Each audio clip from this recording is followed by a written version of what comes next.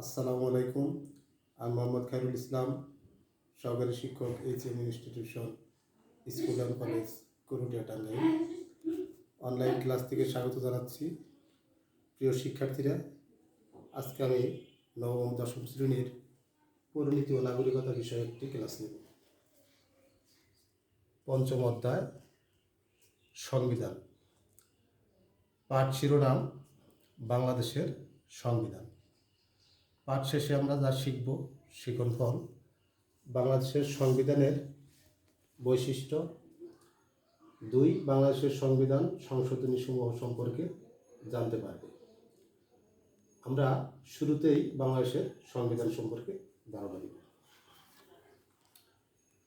বাংলাদেশ স্বাধীন হওয়ার পর 1972 সালে সংবিধান তৈরির জন্য 34 সদস্য বিশিষ্ট খসড়া সংবিধান প্রণয়ন কমিটি গঠিত হয়।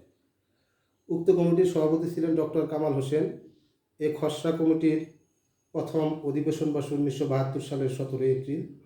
এই কমিটি অক্লান্ত পরিশ্রম করে বাংলাদেশের খসড়া সংবিধান তৈরি করে এবং তা গণপরিষদে উত্থাপিত হয়। 19 অক্টোবর থেকে 4 নভেম্বর পর্যন্ত গণপরিষদে সংবিধানের খসড়া পাঠ করা হয়।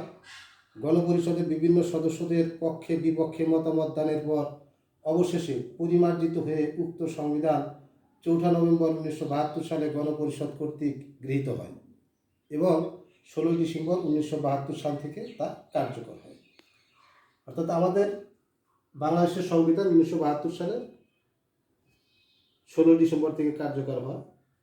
এই সংবিধানের বৈশিষ্ট্য: 1 লিখিত দলিল, 2 দুষ্পরিবর্তনীয়, 3 রাষ্ট্র পরিচালক, 9 মূলনীতি, 4 মৌলিক অধিকার, 5 সর্বজনীন ভোটাধিকার, 6 প্রজাতান্ত্রিক, 7 সংসদীয় সরকার, 8 এককেন্দ্রিক রাষ্ট্র, 9 আইনসভা, 10 সর্বোচ্চ আইন, 11 বিচার বিভাগের স্বাধীনতা। সংবিধানের প্রধান বৈশিষ্ট্য হচ্ছে এই 11টি। আমরা এখন সংক্ষেপে আলোচনা করব। 1 লিখিত দলিল। বাংলাদেশের সংবিধান একটি লিখিত দলিল। এর মধ্যে 153টি অনুচ্ছেদ রয়েছে, 11টি ভাগে বিভক্ত। এর একটি প্রস্তাবনা, 7টি তফসিল রয়েছে। দুষ্পরিবর্তনীয়।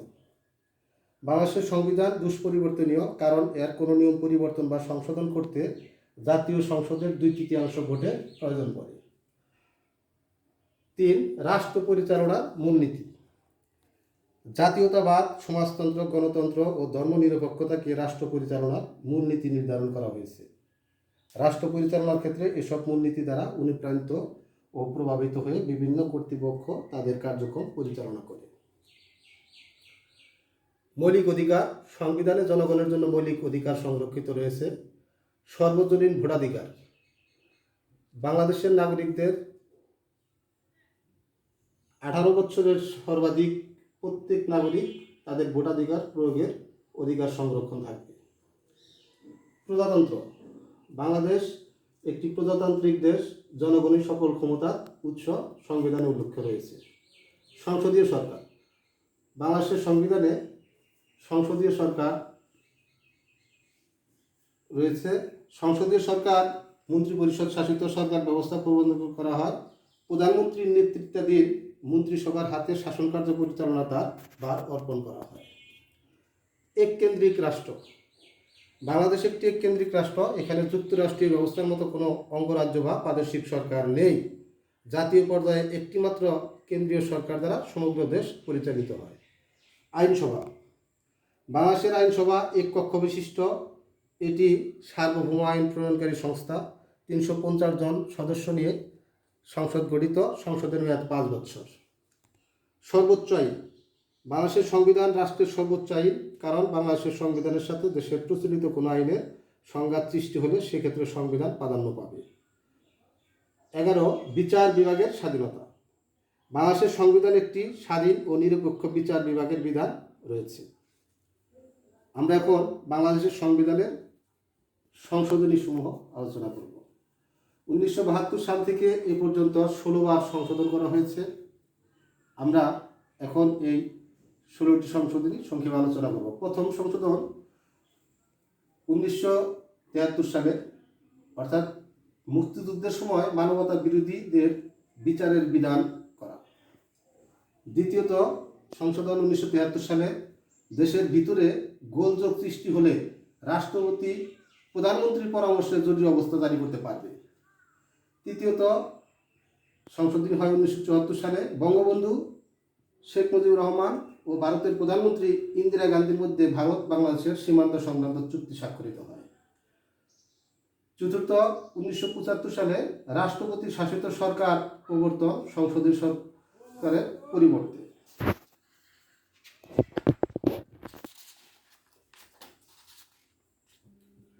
পঞ্চমত 1975 সালে 15 আগস্টের পরে সামরিক সরকার কর্তৃক যেসব বিধিবিধান প্রণয়ন ও সংবিধানের সংশোধনী আনা হয়েছে সেগুলো পঞ্চম সংশোধনীর আইনে বৈধ বলে ঘোষণা করা। রাষ্ট্রীয় মূলনীতি পরিবর্তন করা, বাংলাদেশের নাগরিকতা বাঙালি থেকে বাংলাদেশি করা। ষষ্ঠ সংশোধনী উপরাষ্ট্রপতির পদ লাভজনক নয় এই বিধান করে বিচারপতি আব্দুল সাত্তারকে রাষ্ট্রপতি পদে নির্বাচনের ব্যবস্থা নিশ্চিত করা। সপ্তম সংশোধনী 1986 সালে, 1982 সালের 24 মার্চ থেকে 1986 সালের নভেম্বর পর্যন্ত জেনারেল এরশাদ যেসব বিধিবিধান ও সামরিক আইন এবং তার ভিত্তিতে যেসব কাজ সম্পাদন করেছিল সেগুলোকে সংশোধনীতে বৈধ দেওয়া। অষ্টম সংশোধনী 1988 সালের জুন মাস, বাংলাদেশের রাষ্ট্রধর্ম ইসলাম এবং ঢাকার বাইরে হাইকোর্টের 6টি বেঞ্চ স্থাপন করা। নবম সংশোধনী জনগণের সরাসরি ভোটে উপরাষ্ট্রপতি নির্বাচনের বিধান করা। রাষ্ট্রপতি পদে কোনো ব্যক্তি পরপর 2 মেয়াদের অধিক অধিষ্ঠিত না হতে পারার নিয়ম করা।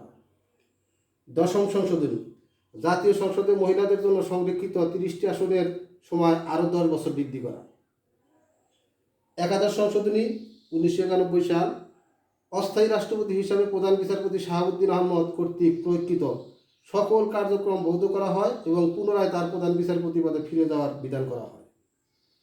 দ্বাদশ সংশোধনী রাষ্ট্রপতি শাসিত সরকার ব্যবস্থার পরিবর্তে সংসদীয় সরকার ব্যবস্থা পূর্ণ প্রবর্তন হয়, উপরাষ্ট্রপতির পদ বিলুপ্ত করা হয়। ত্রয়োদশ সংশোধনী 1996 সালে, অবাধ ও সুষ্ঠু নির্বাচনের অনুষ্ঠানের জন্য নির্দলীয় তত্ত্বাবধায়ক সরকারের প্রবর্তন করা হয়।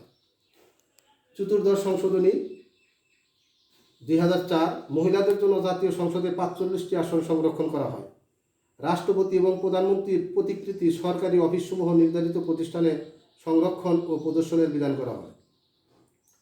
সুপ্রিম কোর্টের বিচারক, পিএসসির চেয়ারম্যান ও সদস্যদের অবসরের বয়সীমা বৃদ্ধি করা হয়। পঞ্চম সংশোধনী তত্ত্বাবধায়ক সরকার ব্যবস্থা বিলুপ্ত করা হয়। 1972 সালের মূল সংবিধান রাষ্ট্রীয় 4 মূলনীতি যথা জাতীয়তাবাদ, গণতন্ত্র, ধর্মনিরপেক্ষতা ও সমাজতন্ত্র পূর্ণ প্রবর্তন করা হয়। রাষ্ট্রধর্ম ইসলাম রাখার পাশাপাশি সকল ধর্মচর্চার স্বাধীনতা নিশ্চিত করা হয়। জাতীয় সংসদে মহিলাদের জন্য 50টি আসন সংরক্ষণের ব্যবস্থা করা হয়। ষোড়শ সংশোধনী সুপ্রিম কোর্টের বিচারপতিদের অপসারণের ক্ষমতা সংসদের হাতে ফিরিয়ে আনার বিধান পূর্ণ প্রবর্তন করা হয়।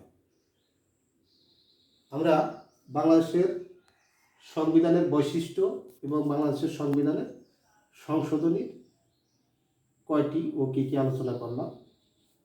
আমরা আগামী ক্লাসে সংবিধানের চতুর্থ ও দ্বাদশ সংশোধনী অনুযায়ী রাষ্ট্রপতি ও প্রধানমন্ত্রীর ক্ষমতার সংক্ষেপে আলোচনা করব।